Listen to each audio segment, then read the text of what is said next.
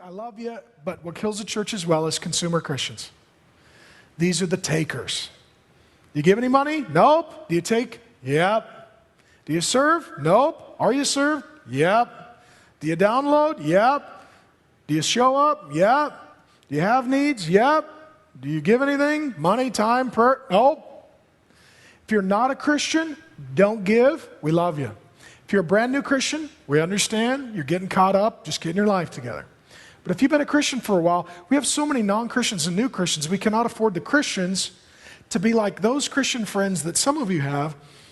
When you all go out to dinner together, as soon as the check comes, they conveniently go to the bathroom for a really long time. So you chuckle. You're like, yeah, I'm here with that person. Yeah, those are freeloaders. Hey, when you're a baby, somebody feeds you. When you're an adult, you feed yourself and you feed somebody else. And I know that the pain point for many of you is you're just getting your life together. But as quickly as possible, you need to feed yourself and start feeding others. Serving, giving, helping, praying, caring, participating. If you are here and you attend another church in the morning and don't give, and you attend this church in the evening and don't give, pick one and give. Right? There are so few Christians in Seattle, and there are so few churches in Seattle that believe the Bible and love Jesus, and we are by no means the only one, but there's not a ton. And if you're taking from here and taking from here and taking from here, you're taking all the resources that would allow us to go out and get people that don't know Jesus yet, or help hurting people. I mean, truly, I've been disappointed with some people, even in this campus, who are saying, I want hours of this pastor's time, and hours of this pastor's time, and hours of this pastor's time. And they don't really have any great need. They're just demanding. I asked one person recently, I said, if you keep taking that pastor's time, they're giving a large number of their hours to help rape victims, and if you take all their time, then they can't help the rape victims. And the person said, what about my needs? I said, your need is to grow up and stop being so selfish. You're doing fine. These people were raped. Stop demanding more time and help. Right? If you're a Christian, your goal, your heart should be, if I have needs, I want to be helped, but I also, even if I have needs, want to help others. Right? At some point, it's getting off the bottle and starting to feed yourself. Consumer Christians, if you are here, and I'll say this, if you're a pastor or a leader in another church and you come here in the evening just to grow and be served, we love you, and you're welcome to be here actually, because you're not just taking, you're really giving somewhere else, and we want part of our ministry to be to welcome you. If you're checking us out, trying to figure out if Mars Hill should be your home, I get it. Take your time, figure it out. But truly, are you one of those Christians that you don't land in any church because none of them's right for you, none of them's biblical, none of them's good enough?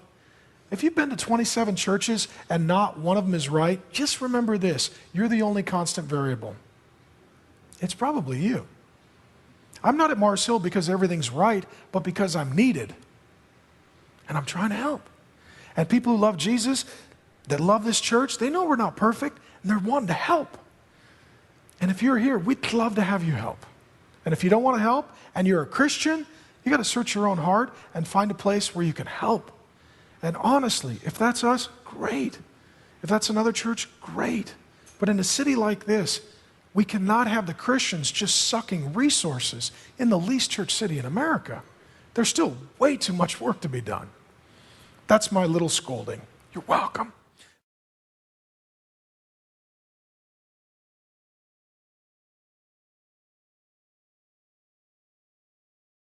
And this, I believe, prophetic word comes to us from the Bible, from Jesus, and he is saying to continue. To not quit, but to continue. And he gives us this word today at the best point in the history of our church. 15 years ago, a little Bible study met at my house. It's now called Mars Hill. You know what?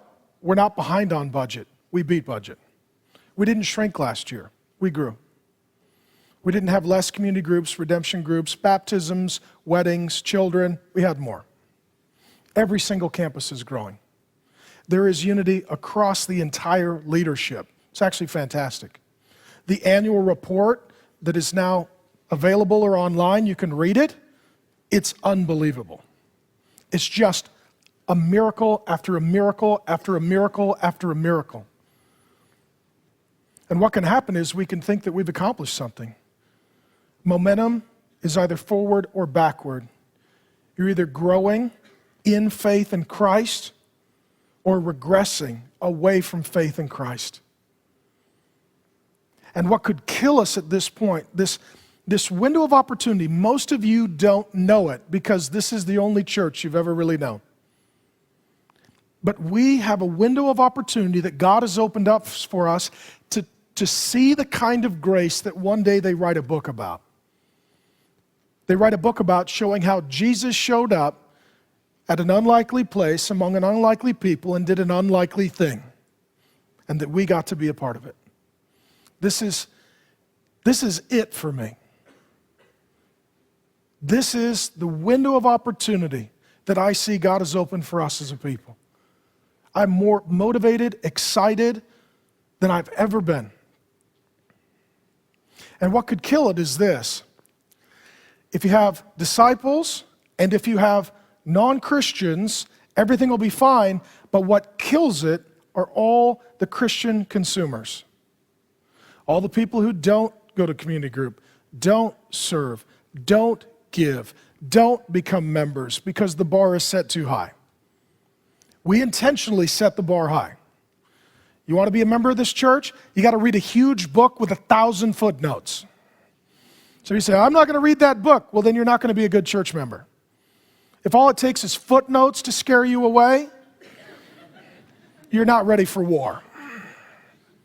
You want to get married? You're going to have to go through a premarital process, declare all your sexual sin and history, submit to spiritual authority, and someone may tell you no. And you have to be okay with that.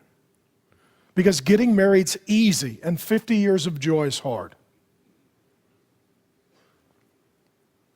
You want to do something here? The bar is set high. Because this is a kingdom operation, this is a kingdom mission. And Jesus says, if you really want to raise your hand, make sure you're good to the end. It's wonderful that we have hundreds of weddings a year. I hope the day doesn't come when we have hundreds of divorces. It's wonderful that we have over 1,500 children. I pray that they don't grow up to hate Jesus because of the way we conduct ourselves. I hope we don't create just another generation of Christian consumers who can sing Christian songs and give Christian answers but don't live Christian lives. And it's Christian consumers that kill a church that's in a position like ours. There's only roughly 40 churches in America out of 400,000 that are as big as we are. It's not all about the numbers, but it is about counting the cost. And there are some fantastic, amazing disciples of Jesus here.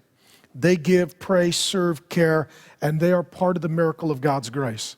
There are non-Christians who've met Jesus or meeting Jesus somewhere in process. And in the middle, what can happen is the Christian consumers take all the resources from the disciples, and there's nothing left for the lost people. I have been saying this for 15 years. And now we're at the point that you have to make a decision. Consumer or producer. Disciple or disappointment. Contributor or consumer. Are you in or are you out? And it's not just getting an emotional hoorah right now. You'll answer that question in 60 years with the fruit of your life. And Jesus says, you've got to pick your team. You've got to serve your God. You've got to determine your life. You've got to select your fate. You got to pick up your cross, and it's all about dying. It's all about dying.